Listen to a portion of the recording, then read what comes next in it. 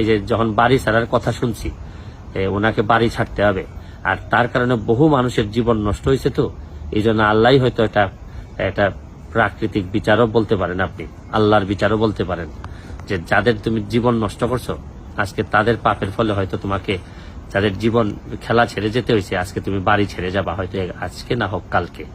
তো আমি বিশ্বাস করি যে আপনার কর্ম কখনোই আপনাকে ফেরত না দিয়ে যাবে না।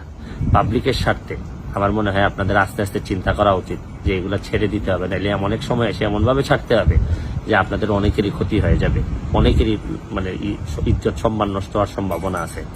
তো আমি একটা জিনিস বিশ্বাস করি যে সবাই মিলে কাজ করলে, একটু একটু করে কাজ করলে হয়তো দুর্নীতি, উনি কিন্তু এমন উনি একমাত্র খারাপ লোক বা আমি দাবি করি যে উনি ভালো লোক না, আরো বহু লোক আছেন।